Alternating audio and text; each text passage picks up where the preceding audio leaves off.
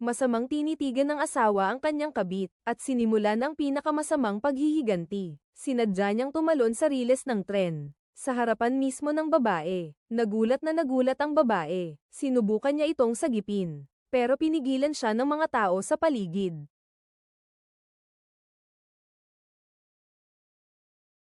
Sinabi ko naman sa'yo na hindi ako ang tumalon. Nakita ko talaga siyang tumalon.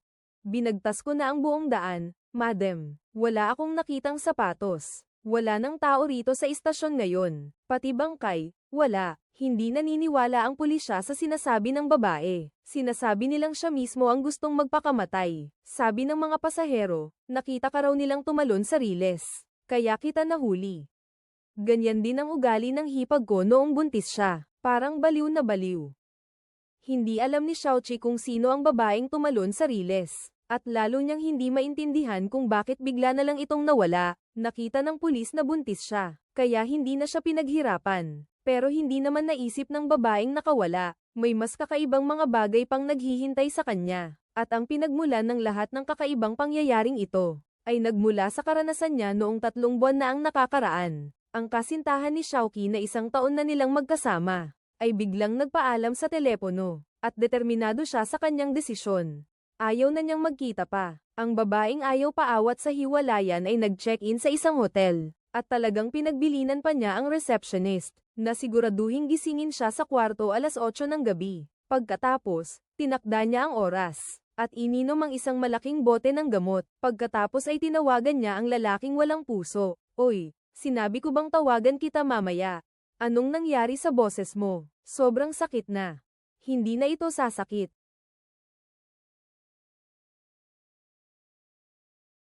Nakita niyang walang awang pinatay ng lalaki ang telepono. Sa matinding galit, nagkunwari na lamang si Kiki. Ininom niya ng buo ang natitirang gamot. Dahil sa malakas na epekto ng gamot, unti-unting nanlalabo ang paningin ng babae. Ngunit sa pagkahilo niya, nakita niyang biglang napuno ng tao ang silid. Mukhang nakapila ang mga ito.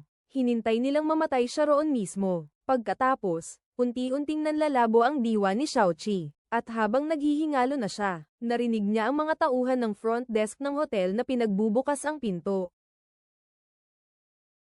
Nalaman ng babae na 3 araw at 3 gabi siyang walang malay. Buti na lang at nailigtas siya mula sa bingit ng kamatayan. Pagkalabas niya ng ospital, tinawagan niya ulit ang lalaking iyon. Pero ayaw pa rin sagutin ng lalaki ang tawag niya. Tumakbo siya papunta sa kumpanya ng lalaki para magbantay. Ngunit nakita niya mismo si Age na tumingin sa kanyang telepono. Pagkatapos ng ilang segundong pag-aalangan ay binaban niya ito. Hindi maintindihan ng babae. Maganda naman ang takbo ng kanilang relasyon noon. Pero bigla na lang siyang tiningnan ng lalaki na parang nakakita ng multo. Ngayon, hindi na nga niya sinasagot ang telepono. Umuwi ang babaeng tulala. Pero nadulas dahil sa pag-iisip habang naliligo. Tapos may nakita siyang nakakatakot na mukha sa tubig. H. Nataranta ang babae at dali-daling tumayo, at ang mukha ay naisapuso na niya. Akala niya may problema sa kanyang katawan, kaya pumunta siya sa ospital para magpa-check up, pero sinabi ng doktor na buntis siya. Sa pag-uwi, si Xiaoqi ay patuloy na nag-aalangan kung itutuloy niya ang pagbubuntis. Kasunod nito ang mga pangyayari sa simula ng video. At ang babaeng tumalon sa plataporma ay ang refleksyon sa tubig habang naliligo siya. Dahil buntis si Xiaoqi, pinalaya rin siya ng mga pulis. Pag-uwi niya, tumawag ulit siya sa walang hiyang si Age. Pero hindi pa rin sinasagot. Pawang pagkadismaya ang naramdaman ng babae kaya tumawag siya ng kumpanya ng pag-aalis. Inihanda na niyang itapon ang lahat ng gamit nila noong magkasama pa sila. Ngunit may hindi inaasahang natuklasan ang babae. Si Age, na kanina pa niya hinahanap, ay palihim na nagtatago sa aparador. Pero kahit narinig na ng lalaki ang balita ng pagbubuntis, pero ang lamig pa rin ng pakikitungo niya sa akin. Bakit mo ako iniiwasan? Bigyan mo pa ako ng kaunting panahon. Ano bang masamang nagawa ko sa iyo? Bakit mo ako Gina ganito? Huwag ka nang magtanong. Pwede kitang hanapin. Darating din ang panahon na hahanapin kita. Sa wakas, nakita ko kung gaano ka walang puso ang taong mahal ko. Nalulungkot at nasisiraan ng loob si Xiaoqi. Nag-iisa siyang naglalakad sa kalye. Bumili siya ng isang supot na puno ng alak. Gusto niyang malasing ng husto. Pero habang dumadaan siya sa kanto, nakasalubong niya ang isang kakaibang lalaki. Miss, Pwede po bang magtanong kung saan ang istasyon ng tren? Tatawag lang po ako. Hinailan ng Maniaki si Xiaoqi papunta sa liblib na bahagi ng bundok, ngunit habang handa na siyang saktan ng babae, bigla siyang nataranta at napanganga. Para bang may nakita siyang napakasindak, at di nagtagal, nagising si Xiaoqi mula sa pagkawala ng malay. Ngunit mula sa mga pulis, narinig niya ang isang balitang hindi niya mapaniwalaan. Dapat lang siyang mamatay. Hindi mo siya kinagat. Pagdating sa kulungan, mapapabugbog pa rin siya. May 12 o higit pang biktima ang naghihintay na makilala ang mukha niya. Kinagat mo ang mukha niya hanggang sa masira ito. Natatakot ako na hindi na siya makikilala ng mga saksi. Sinira ko ang mukha niya sa kagat. Habang naguguluhan ang babae, lumabas ang baliw na may benda kanina. At nang makita niya ulit si Xiaoqi, para siyang nakakita ng multo sa katanghaliang tapat dahil sa takot. Si Xiaoqi, na nakaranas na ng maraming pagsubok, ay nagpas siyang kalimutan na ang lahat ng hindi magagandang nangyari. At isisilang niya ng maayos ang kanyang anak. Para dito, nag-enroll pa siya sa isang klase para sa paghahanda sa panganganak. At pagkatapos ng isang araw na klase, nakarinig si Xiaoqi ng iyakan ng isang babae sa loob ng palikuran. Sinundan niya ang pinanggagalingan ng tunog. At natuklasan ni Xiaoqi, na si Ginang Zhou pala, ang kaklase niyang kasama sa pag-aaral, at ang kanyang asawa. Sabi ng mister ko, hindi na raw siya uuwi pa. Tinatanong ko kung bakit. Ang sabi niya, basta hindi na raw siya uuwi. Akala pa ni Xiaoqi ay nag-aaway lang ang mag-asawa. Kaya naman sinikap pa niyang payuhan ng asawa. Dalhin mo na lang muna sa bahay ang asawa mo. Hindi pa kasi kayo kalmado ngayon. Kanino ka ba nakikipag-usap? Siya. Hindi ba siya ang mister mo?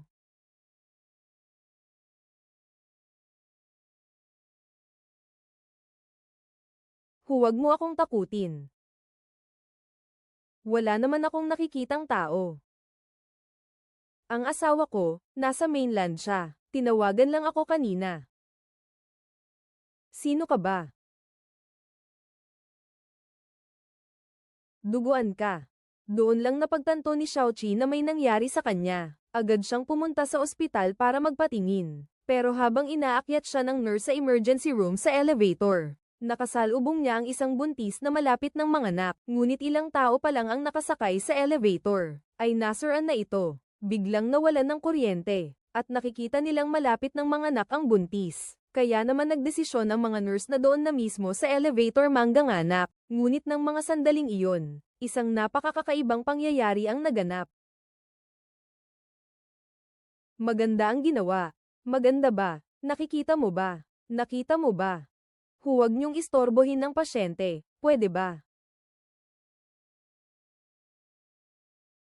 Malinaw na gusto ng multo na pumasok sa tiyan ng buntis. Ngunit nakakalungkot naman. Ang buntis ay namatay dahil sa mahirap na panganganak. Pagkatapos ay tumigil ang multo. Ngunit lumingon ito sa tiyan ni Xiaoqi. Ang totoo pala, hinahanap niya ang kanyang pagsasapanganakan. At si Xiaoqi naman ay natakot at humingi ng tulong. Buti na lang at biglang bumalik ang kuryente sa elevator. Nakaligtas ang babae sa kapahamakan. Malinaw na, hindi na maipaliwanag ng agham ang mga pangyayaring ito. Kaya naman agad na hinanap ni Xiaoqi ang pinakakilalang manggagamot sa lugar na iyon para humingi ng tulong. At sinabi sa kanya ng master na nakakuha siya ng isang superpower. Kaya nakakakita siya ng mga bagay na hindi nakikita ng iba. Sa madaling salita, ang tawag dito ay psychic o may kakaibang kakayahan. At karaniwan na lang dalawang sitwasyon. Ang dahilan kung bakit nakukuha ang ganitong kakayahan. Una, kapag malapit ka ng mamatay. Ang dalawang sitwasyong ito ay madalas na nangyayari sa iyo. Sinabi pa ng master kay Xiaoqi na huwag mag-alala. Tanging kailangan lang gawin ay ituring ang mga multo na parang mga karaniwang tao lang. Huwag mong intindihin. Madaling sabihin ng master. Pero, sino ba ang nakakaalam kung sino ang natatakot? Sa pag-uwi, nakasalubong ulit ni Xiaoqi ang isang babaeng kakaiba ang hairstyle. Pre, hindi ka ba maganda ang pakiramdam? Sa mga sumunod na araw, si Xiaoqi, maging sa sasakyan man o naglalakad, ay laging nakakasalubong ang kung ano-anong multo. Walang matatakbuhan ang babae. Pinipilit lang niyang huwag matakot sa lahat ng nakikita niya. Ngunit noong check-up ng anak niya noong 8 buwan na ito, si Xiaoqi na immune na sa takot, ay nakakita ng isang bagay na nagpang-inig sa kanyang buto. Ang babae sa ilalim ng ultrasound, ang kanyang anak na malapit ng ipanganak. Pareho pala ng mukha ng babaeng tumalon sa plataporma. Naalala niya ang naranasan niya sa elevator. Ang pagkasaksi sa muling pagkabuhay ng isang multo. Kailangan niyang mahanap ulit ang gurong dalubhasa. Pagkamatay ng isang tao, papasok ito sa proseso ng muling pagsilang. Tatanggapin ang hirap ng pag-ikot ng buhay. Ang bawat buntis ay may kaluluwang naghihintay na muling mabuhay. Pagsilang ng sanggol ay pagbabalik katawan na. Ang katotohanan ito'y mauunawaan ng mga babae. Ngunit bakit kaya yung babaeng tumalon sa plataporma ay pinipilit na habulin ng anak niya sa sinapupunan? Gusto niyang malaman ang dahilan. Kaya naman, sa paraang pagpapatiwakal, pinilit niyang magpakita ang babaeng multo. Dahil alam niya na ang babaeng multo ay nasa tabi lang niya. Magpaalam ka na sa ate mo. Ah. Lalabas na ba siya? AAAAAH. Halata namang ang gusto lang ng multo ay ang anak niya, at ayaw niyang mamatay ito. Pagkatapos, ipinagawa ni Xiaoqi sa kaibigan niyang reporter ang investigasyon. At sa wakas, natagpuan nila ang balita tungkol sa isang taong nagpakamatay sa Riles kamakailan lang. Sinundan ni Xiaoqi ang address at natagpuan ang tirahan ng babae. Ngunit laking gulat niya nang ang sumalubong sa kanya ay ang dating boyfriend niyang si Ajia. Asawa ko siya. Ako ba ang may kasalanan sa pagkamatay niya? Titiyakin ko bang mangyayari ito? Bakit mo ito itinago sa akin? Ang lalaking ito ay patuloy na naglihim kay Xiaoqi at nakipagrelasyon sa kanya. Mayroon na pala siyang asawa, at ang babaeng namatay ay ang kanyang asawa. Nung gabing iyon, tumawag si Xiaoqi sa lalaki. Balak niya sanang makipagkita kay Xiaoqi, pero hindi na rin nakatiis ang asawa niya. At sumabog. Kunwari walang nangyari. Wala akong narinig. Huwag mo nang pakinggan. Huwag kang magsisi. Pagsisisihan mo yan habang buhay. Anong nangyari sa boses mo? Anong nangyari? Sa huli, hindi ka na masasaktan.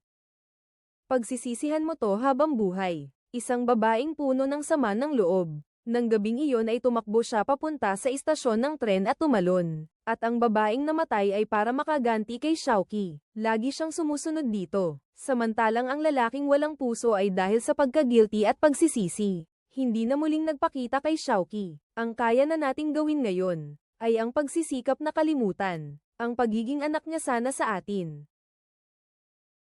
Ang anak ko sa sinapupunan ay sa iyo. Gagawa ng anak natin ang asawa mo. Anong nangyari sa iyo? Bakit nangyari ito? Hindi pa naman ang due date ko,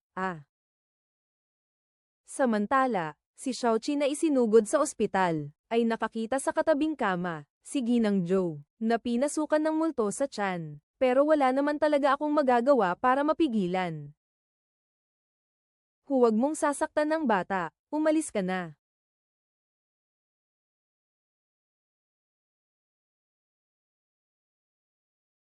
Pwede ka nang lumabas. Hindi naman pala siya anak mo. Hindi siya anak mo. Hindi niya hahayaang gamitin ng multo ang anak niya para magsilang ulit. Mas gugustuhin pa niyang mamatay kaysa hayaang makuha siya ng multo. Kaya nag-isa siyang umakyat sa rooftop at nagpas siyang wakasan ang lahat sa ganoong paraan.